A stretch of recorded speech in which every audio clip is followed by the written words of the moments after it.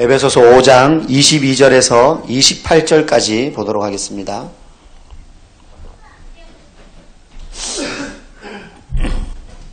(5장 22절에서 28절) 한 절씩 교독하고 28절은 같이 읽겠습니다. 아내들이여 자기 남편에게 복종하기를 주께 하듯 하라.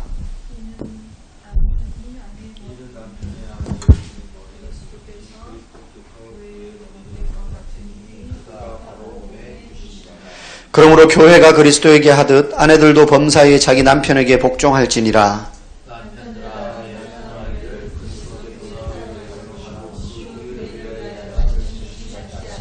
이는 곧 물로 씻어 말씀으로 깨끗하게 하사 거룩하게 하시고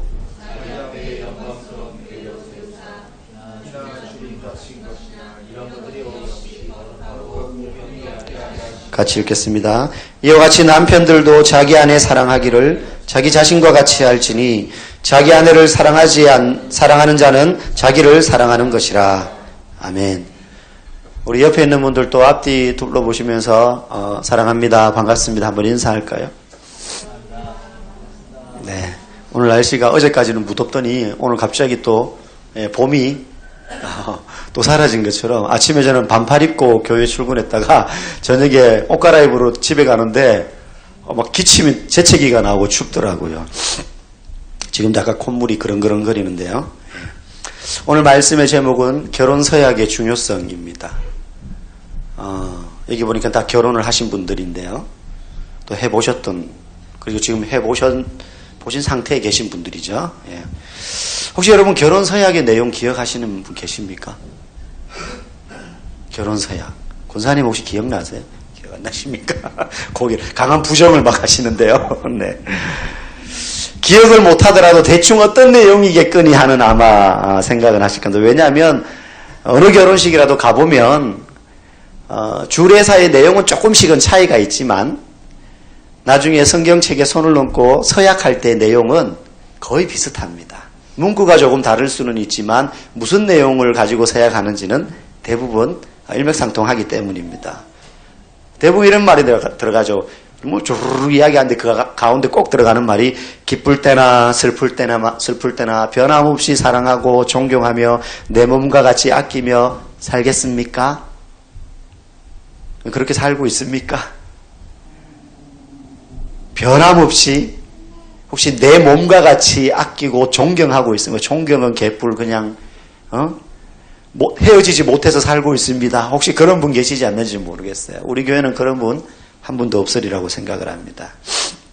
지난 시간에는요, 성경이 말하는 결혼은 세상의 가르침과 다르게, 세상은 결혼을 통해서 아내는 남편을 통해, 남편은 아내를 통해 혼자 있을 때보다는 뭔가 더 플러스 되어서 결혼을 하면 저 사람 덕분에 내 자신이 더 발전하고 뭔가 더 풍요롭고 나은 삶을 살아가는 것이 마땅히 결혼에서는 있어야 된다. 그리고 그 목적으로 결혼을 대부분 생각하고 하기 때문에 결혼을 했는데 저 사람 때문에 내가 행복하지 못하고 저 사람 때문에 내가 하고 싶었던 꿈이 좌절된다면 그 결혼은 불행한 것이다라고 생각을 합니다. 내가 처녀 때는 이것도 하고 싶고 저것도 하고 싶은데 저 사람 만나가지고 결혼하는 바람에 애 낳고 이것도 그렇게 하려고 했던 거 못하고 해서 내 인생은 불행해. 그러면 결혼은 실패한 것, 이렇게 생각을 해요. 출발이 잘못됐기 때문이죠. 전제가 잘못됐기 때문이죠. 지난 시간에 그래서 성경이 말하는 결혼은 그렇게 상대를 이용하는 것이 아니라 상대의 유익을 위해서 나를 희생하고 헌신하는 것이 결혼의 핵심이다라고 말했습니다. 그게 결혼의 비밀이라고 이야기했습니다. 이게요, 결혼하면 자신의 발전이나 유익을 도모하면 안 된다는 말이 아니라 상대를 위하여서 헌신할 때에 결과적으로 그것을 통해서 서로의 헌신됨을 통해서 서로가 만족하며 충족하고 행복한 결혼 생활을 할 수 있게 된다라는 거예요. 물론 그 기본 뼈대에는 두 사람이 동시에 예수 그리스도께서 그 가정 가운데 어떻게 희생하셨나. 그 희생의 밑바탕에는 그냥 꾸역꾸역 참는 게 아니에요. 저 사람이 나보다 더 훌륭하니까 참는 게 아니고 예수님이 연약한 우리들, 정말로 희생할 가치가 없는 우리들을 향하여서 예수님이 희생하신 그 희생의 모델이 가정 가운데서 온전히 재현될 수 있는 이 땅에 유일하게 거의 완벽한 모델이 가정이기 때문에 그 예수 그리스도의 그 구원의 모델을 가정에서 이루어야 될 책임이 있는 거예요. 그래서 결혼할 때는 양자간에 그러한 책임을 가지고 서로를 위하여 예수 그리스도의 마음으로 같이 희생하는 것입니다. 그래서 결혼은 어떤 의미에서는 감정보다는 신뢰의 바탕을 둔 구체적인 행동이 있을 때 진정한 행복을 서로가 누릴 수 있게 되는 거예요. 감정보다 신뢰의 바탕을 둔 행동이 필요하다는 거예요. 그런데 신뢰의 바탕을 둔 행동을 하려면 필수적으로 필요한 게 있는데 그게 뭐냐 하면 언약입니다. 언약. 제가 아까 결혼 서약 이야기를 했죠. 결혼식 할 때 동서고금을 막론하고 믿는 자나 믿지 않는 자나 약속, 서약을 하는 이유가 있습니다. 성경에 오늘 그 이야기를 하고 있어요. 결혼이라는 그 개념의 중심에는 언약이라는 것이 자리 잡고 있다는 것입니다. 여러분, 결혼에 대한 모습을 가장 최초로 언급한 창세기 2장 22절에서 25절. 남자를 지으셨는데 여자 없이 홀로 있는 것이 하나님이 보실 때 좋아 보이지 않았어요. 하나님이 천지를 창조하실 때 완벽하게 지었습니다. 보시기에 심히 좋았어요. 남자 그 자체로 볼 때에. 그런데 가만히 보니 모든 이 땅에 하나님이 지으신 생명 있는 것들은 다 짝이 있는데 사람만 혼자 있는 거예요. 그래서 하나님이 불완전해서가 아니라 외로워 보이는 거예요. 여러분 이게 대단히 중요합니다. 아담 하나님과 교제하는데 뭐가 외롭냐? 제가 조금 이따가 언급하겠지만 언약 안에는요 2가지 개념이 있습니다. 수직적인 언약과 수평적인 언약이 있거든요.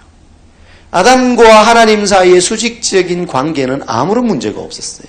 그런데 수평적인 관계에서 아담이 소나 말하고 막 친교 관계를 나눌 수는 없잖아요. 그렇죠? 그것들을 다스릴 대상이지 아담이 같은 레벨에서 그 짐승들, 식물들, 잠자리 곤충들하고 같이 어울리지 않는단 말이에요. 그래서 하나님이 아담을 잠들게 하시고는 갈빗대를 취해가지고 여자를 만들었습니다. 여기에 관련된 유머가 굉장히 많더라고요. 하나님이 남자는 흙으로 만들었고 여자는 뼈로 만들었기 때문에 사실은 여자가 더 단단하다. 그런 이야기 들어보셨죠? 또 어떤 분은 재질 자체가 다르다. 원재료가. 남자는 하나님이 흙으로 빚어 만들었고 여자는 2차 부수적인 산물로 만들었다는 거예요. 흙에서 빚어진 남자에게서 나온 게 여자다. 그래서 뭔가 좀 부족하다. 유머입니다. 진짜 부족하다는 게 아니고.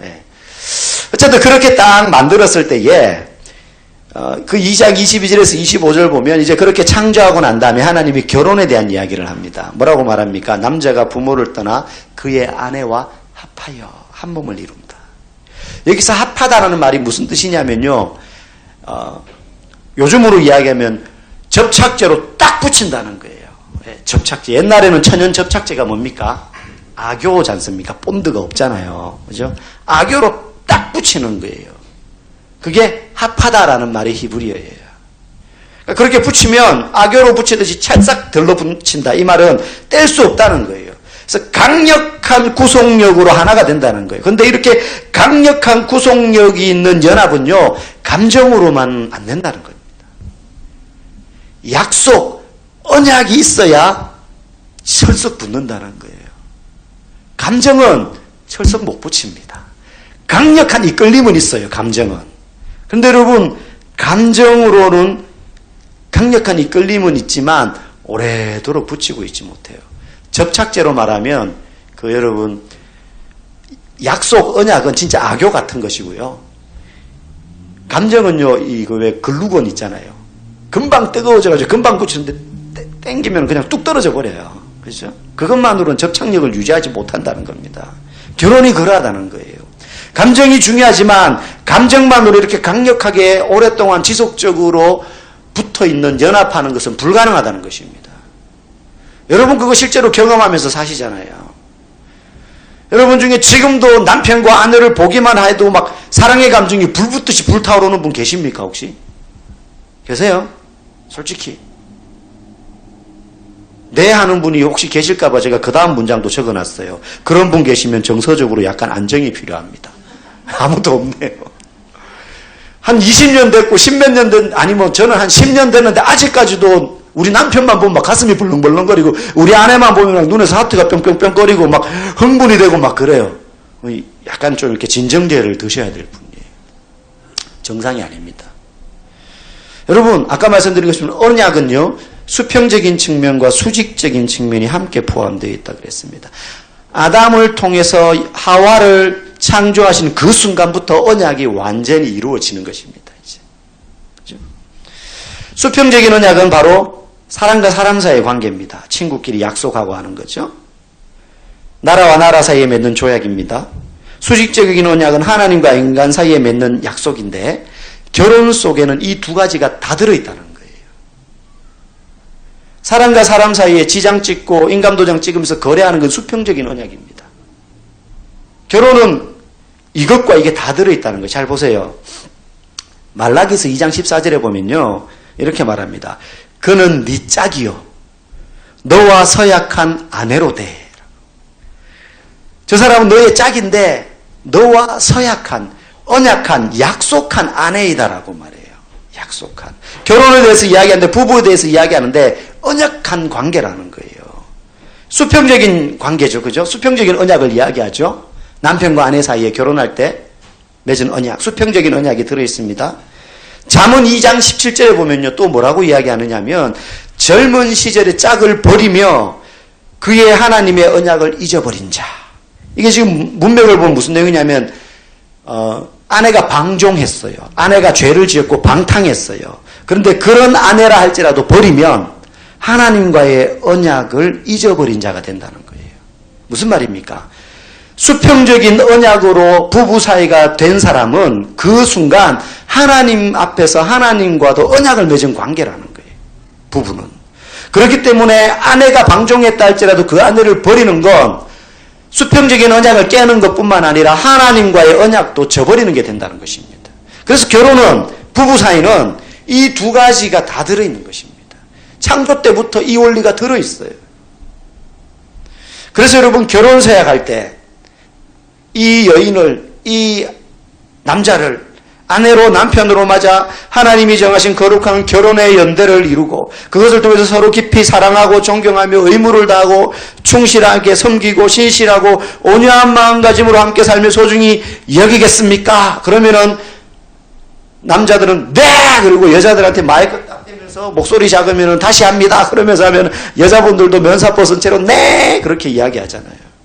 그런데 그때 네라고 부부가, 남자 여자가 대답할 때는 엄밀하게 말하면 그 목회자 주례하는 사람 앞에서 말하는 것이 아니라 하나님께 서약하는 거예요. 목사는 책임 안 집니다. 주례하고 나서. 그 둘이 찢고 뽑고 싸우든지 말든지 목사한테 찾아가지고 뭐라 그러면 권면은 해줄 수 있지만 목사가 그 두 사람을 책임져 지지 못해요. 그 약속은 주례하는 목회자 앞에서 하는 게 아니라 하나님 앞에서 하는 거예요. 그걸 목회자가 주선해 주는 겁니다. 네, 그 대답은 청중들 들으라고 하는 것도 아니에요. 하나님 앞에서 하는 언약인 거죠. 그 순간 수직적인 언약이 이루어지는 것입니다. 그러므로 결혼서약은 남편과 아내 사이의 언약일 뿐만 아니라 하나님께 대하여 맺은 약속이기 때문에 배우자가 서로 간에 그 약속을 깨버리는 건 동시에 하나님께도 불성실한 자가 되어버리는 거예요. 그래서 이혼은 그냥 저 사람하고 안 살면 끝나버리는 문제가 아니라 하나님과의 영적인 관계를 깨뜨리는 중요한 일입니다. 그러면 감정은 불필요한가? 감정은 중요하지 않은가? 중요합니다. 대단히 중요하죠. 그러나 그 감정의 바탕을 둔 사랑이 온전해지려면, 다시 말하면 사랑이 사랑다워지려면 감정만도 사랑이 아니고 언약만도 사랑은 아니거든요. 이거 두 개가 연합을 이루어야 되는데 감정이 들어있는 이 사랑이 사랑다워지려면 구속력이 있는 의무와 언약으로 틀을 딱 잡아줘야지 되는 거예요. 이 틀이 없는 사랑은, 그것은 굉장히 심각한 착각에 빠질 수 있습니다. 이게 사랑이라고 착각할 수 있어요. 이 약속이라는 틀이 없는 사랑의 감정만으로 우리는 사랑이요라고 생각한다면 그건 굉장히 잘못된 오해입니다. 요즘 많은 젊은 사람들이 이렇게 말합니다. 혼인신고서가 뭐가 필요합니까? 동거 많이 하죠. 우리가 서로 사랑하고 있다는 사실이 중요하지 이런 종이 쪼가리로 우리의 사랑을 증명할 수는 없어요. 얼핏 보면 정말로 뜨겁게 사랑하는구나 그런 생각이 들어요. 이깟 종이 쪼가리 찍었다고 그래가지고 우리의 사랑이 이 한 장에 들어갑니까? 얼핏 들으면 정말 열렬히 사랑하는구나 이런 생각이 들어요. 그래서 동거 많이 합니다. 좀 더 알아보고 결혼해야죠. 틀렸습니다. 종이 쪼가리 너무 중요합니다. 왜 그런 줄 아세요? 결혼서약과 혼인신고서 같은 그런 약속은요, 현재 사랑하고 있음을 나타내는 것이 아니라 장래의 사랑까지 염두에 두고 함께 이 관계를 우리가 서로 끝까지 책임지겠다는 구속력을 갖는 약속이기 때문에 그래요. 여러분, 지금의 불타는 감정 인정합니다. 필요합니다. 그러니까 좋아하죠.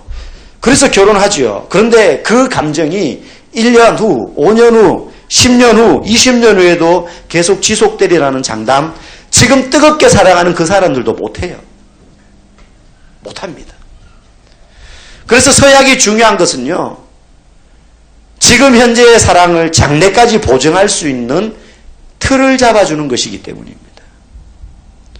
여러분, 서약이 중요한 또 다른 이유는 인간만이 약속을 할 수 있기 때문이에요. 여러분, 동물들 약속하는 거 보셨습니까? 지장 찍으라. 이 땅 넘어오면 안 된다. 약속, 도장꽉, 복사, 뭐 이런 거 하잖아요. 동물이 그런 거 아니에요. 또한 약속을 하는 이유는 서로를 알아가는데 시간이 필요하기 때문이에요. 지금 뜨거운 감정으로 그 사람을 사랑한다고 그래가지고 시간이 지난 후에 알게 되는 그 사람의 단점까지 미리 다 사랑하게 되는 거 아니에요.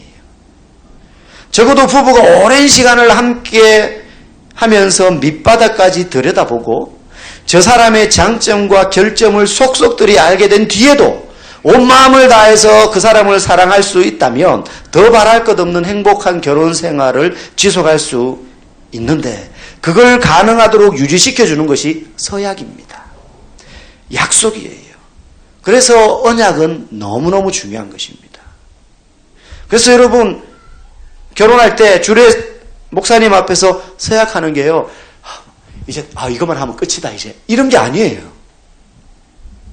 가장 중요한 거예요. 그런데 요즘은 축가나 서약 끝나고 그 뒤에 하는 이벤트가 더 중요해졌어요. 그거 다 안 해도 서약만 정말 진실한 마음으로 하고 잊어버리지 않으면 되는 거예요. 여러분 오늘 본문 28절에 보면 서약과 관련된 중요한 이야기를 하는데요. 한번 읽어볼까요? 시작. 이와 같이 남편들도 자기 아내 사랑하기를 자기 자신과 같이 할지니 자기 아내를 사랑하는 자는 자기를 사랑하는 것이라. 자, 바울이 남편은 아내를 자기 몸을 사랑하는 것처럼 사랑해야 된다. 그렇게 말합니다. 근데 여러분 여기에 감정에 대해서는 바울이 전혀 언급하지 않고 있어요. 여러분 자꾸 사랑해야 된다 그러면 자꾸 감정을 생각하시면 안 됩니다. 바울은 지금 감정에 대한 이야기를 하지 않고 바울이 말하는 사랑은 행동에 대한 이야기입니다. 아내에 대해서 어떤 느낌과 감정을 갖느냐는 지금 이 바울 사도의 관심사가 아니에요. 그저 아내를 사랑하는 행동을 하라고 이야기하고 있는 거예요. 이 말은 남편은 아내를 사랑해야 될 의무가 있다는 것을 말하는 거예요. 행동한다라는 것은. 사랑은 감정만 담아두고 있는 상태가 아니라 나 저 사람 정말로 사랑해요. 너무너무 뜨겁게 사랑해요. 아마 저 사람은 내가 자기를 얼마나 사랑하는지 모를 거예요. 진짜 모릅니다. 그러면. 감정을 담아두고 있는 상태가 사랑이 아니라 담아두고 있는 그 감정을요 드러나는 행동으로 표현하는 적극적인 삶의 방식이 사랑이에요. 당신 예전에 제가 대학교 때 이런 시집이 있었어요. 정확한 문구가 맞는지 모르겠어요. 손을 내밀어 네가 그릴 수 있는 한 크게 원을 그려봐. 그럼 한 이 정도 그리겠죠. 그걸 뺀 만큼 너를 사랑해. 원태현 씨 시집. 기억나십니까 혹시? 네. 저 시를 별로 안 좋아해서 그걸 읽어보진 않았는데 그 책 제목만 봤어요. 너무 기발한 거예요. 시인들은 영감이 있어요 확실히. 한마디로 사람의 감정과 정서를 딱 꿰뚫잖아요. 그려봐. 이걸 뺀 만큼들 어마어마하게 사랑한다는 거잖아요. 근데 그게 표현 안 되면 아무 의미가 없다는 거예요. 바울은 지금 그걸 행동으로 적극적으로 나타내라는 겁니다. 어떻게? 내 몸을 사랑하는 것처럼 아내에 대하여 그렇게 사랑을 행동해라는 거예요. 다시 이야기하지만 사랑이라고 생각하는 좋아하는 감정은요, 사라지는 날이 반드시 오게 되어 있습니다. 여러분 지금 아내나 남편을 처음 만나서 뜨거웠을 때처럼 그런 감정이 생깁니까? 바라봐도? 감정은 굉장히 묻어져 있고 그 뜨거웠던 감정은 다른 형태로 그 사람을 바라봅니다. 사랑하지 않는다는 게 아닙니다. 다른 형태로 감정이 생기는 것이죠. 감정은 환경적인 이유, 심리적인 이유, 생리적인 이유, 뭡니까? 여자분들 중년이 되면 찾아오는 갱년기, 사춘기보다 무서운 갱년기. 되면, 그렇다 그러더라도 갱년기가 되면 남편이 옆에 와가지고 허벅지를 긁어도 아무런 느낌이 없대요. 그냥, 너는 니고 나는 나고, 안 들어와도 아쉽지도 않고, 봐도 그냥 돌멩이 보는 것처럼 보이고, 생리적으로 그렇게 된다는 거예요. 감정은요, 이런 여러 가지 이유 때문에요, 밀려왔다가 밀려나갑니다, 반드시. 어떤 사람들은 그런 감정이 사라지면, 내가 더 이상 저 사람을 사랑하지 않는가 봐. 라고 착각을 해요. 그렇지 않습니다. 감정은 그런 것이기 때문에요, 배우자에게서 별 기쁨과 매력을 느끼지 못하는 순간이 어느 날 불현듯이 찾아오더라도, 몰랐는데 어느 날 샤워하고 나오는데 몸매를 보니까 배가 남산만해요. 임신한 게 아닙니다. 남편의 배예요. 남자도 어느 날 목욕탕에 가서 씻고 나서 거울을 딱 보고 저울에 올라가서 저울 눈금을 보려고 봤는데 배에 가려서 엄지발가락이 안 보이는 날이 와요. 배에 가려서 엄지발가락이 안 보여 내려다 봤는데. 아내가 그런 남편의 모습을 보고 얼굴에 주름살이 자글자글하게 끼고 배는 축 처져가지고 그럴 때가 올지라도, 아니 그럴 때는 더더구나 감정이 아니라 행동하는 사랑으로 섬기고 헌신하는 것이 정말로 필요한 것입니다. 저 배를 보세요. 저기 사랑의 감정이 안 느껴진다는 거 너무 당연해요. 그 배를 보고 어떻게 사랑의 감정이 느껴질 것이며, 아침에 일어나가지고 화장은커녕 세수도 안 한 얼굴로 저녁에 퇴근하는 남편을 구멍 뚫린 양말에 파자마 바람에, 심지어 남편의 사각 트렁크를 입고 반기는 아내를 볼 때 어떤 남편이 사랑하는 감정이 막 느껴지겠습니까? 전혀 안 느껴지죠. 근데 진짜 사랑은 그럴 때 그에게 헌신하고 섬기는 행동이 드러나는 것입니다. 그게 바울이 요구하는 자기 몸을 사랑함과 같이 아내를 사랑하라 하는 것입니다. 감정에 기대해서만 사랑하겠다는 것은 너무 순진한 생각이에요. 상황과 조건이 시간에 따라 바뀌고 그에 따라 우리의 감정이 얼마든지 변할 수 있습니다. 좋았다가 나빠집니다. 나빴다가 좋아집니다. 감정이 아니라 약속이 중요합니다. 그래서 사랑하겠다는 서약이 더 중요합니다. 볼품 없어도 사랑하기로 결단했기 때문에 사랑하는 것입니다. 여러분 이 말을 정말 기억하세요.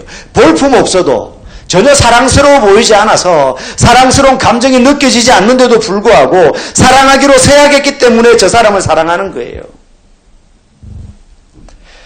여기는 분명한 성경적인 근거가 있습니다. 오늘 읽은 25절 말씀에 보면 그 근거가 나타납니다. 자, 25절 말씀 한번 읽어봅시다. 특별히 우리 아내들이 읽어봅시다. 시작.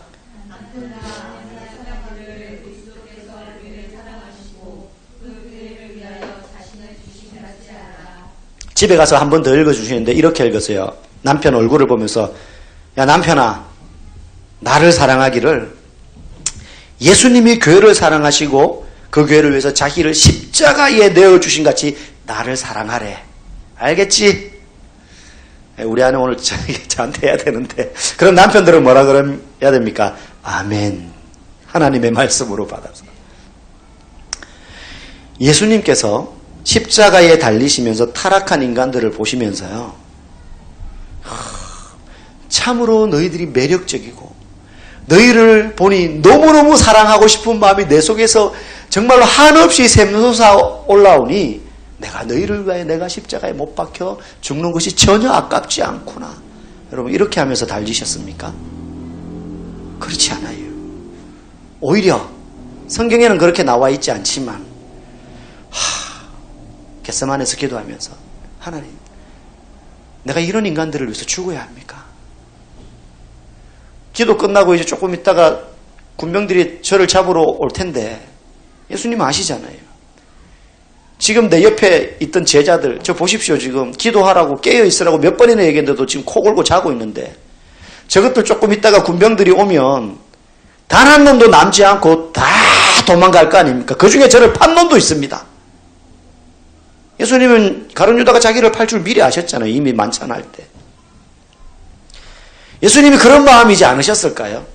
그냥 인간적으로 바라본다면. 그런데 하나님, 아버지, 내가 저런 놈들 위해서 진짜 죽어야 됩니까? 죽을 가치가 있습니까? 저 인간들이? 그런데도 예수님은 그런 우리를 위하여 묵묵히 십자가의 죽음으로 우리에게 대한 자기의 사랑을 확증하셨어요. 로마서 말씀처럼, 5장 말씀처럼. 우리에게 대한 자기의 사랑을 확증하셨다고 5장 12절에서 말하고 있습니다. 예수님이 우리를 너무 예뻐가지고 막 어찌할 수 없어서 막 그런 감정이 막 용솟음 쳐서 막 자원해서 십자가에 달리시지 않았습니다. 감정대로였으면 진짜 쟤들 위해서 죽기 싫어요, 전. 차라리 그냥 양 계속 바치라고 하세요. 예수님 십자가에 달리시면서 아버지, 저 사람들을 용서해 주십시오. 못 박으라고 외치는 그들을 향해서 중보하셨어요. 저들은 지금 자신들이 하는 일이 무엇인지 알지 못하고 있습니다. 여러분, 남편과 아내가 함께 이러한 마음으로 섬기기 시작하면 더할 나위 없겠죠. 그러나 혹시 한쪽 편이 그렇지 않더라도 먼저 이런 마음으로 십자가를 지신 예수님은 우리가 그렇게 섬기기를 바라보실 것입니다. 예수님도 일방적으로 그랬잖아요. 예수님은요, 우리가 사랑스러워서가 아니라 사랑스럽게 만드시려고 우리를 사랑하신 것입니다. 하나님의 언약을 지키기 위해서 우리를 위하여 십자가에 못 박히신 거예요. 우리가 배우자를 사랑해야 될 이유가 바로 여기에 있습니다. 여러분, 오늘 집에 가셔가지고 한 가지 숙제를 더 드립니다. 오늘 날이라 언제라도 좋습니다. 결혼식 비디오 테이프를 다시 돌려보십시오. 다시 돌려보십시오. 다 볼 필요 없이 뭐 축가 부르고 뭐 이런 거 하객들 이런 거 볼 필요 없이 그냥 결혼 서약하는 내용만 다시 한번 보십시오. 그 주례하신 분이 뭐라고 말했는지, 그리고 종이에 그걸 적어서 코팅을 해가지고 책상 밑에 넣어놓든지 유리 밑에 액자에 걸어서 딱 붙여 놓으십시오. 적어도 그 서약이 지금도 하나님 앞에서 유효하다는 것을 인정하고 그 서약 안에 예수님이 우리를 사랑하셔서 그렇게 행하신 그 사랑의 내용이 그대로 녹아 있음을 알고 오늘도 우리의 가정에서 그것이 현실에서 이루어져야 될 약속이요 의무라는 것을 두 부부가 확인하면서 다시 한번 뜨겁게 사랑할 수 있기를 주님의 이름으로 간절히 소망합니다. 함께 기도하겠습니다. 이 시간 하나님, 우리 아내와 남편 손을 잡고 기도하고 또 함께 하지 않았다면 우리 그 남편과 아내를 생각하면서 주님, 사랑스러워서가 아니라 사랑하기 위해서 우리를 위하여 죽으신 그 예수님처럼 서로를 위한 헌신과 섬김으로 사랑을 행동하게 해달라고, 그 사랑을 표현할 수 있게 해달라고, 그리고 그것이 자녀들에게 흘러가고 가정을 넘어 이웃과 교회와 지역을 향하여 흘러갈 수 있도록 해달라고, 우리의 가정을 건강하게 지켜달라고, 내가 먼저 섬길 수 있게 해달라고 이 시간 함께 말씀을 생각하며 기도하시고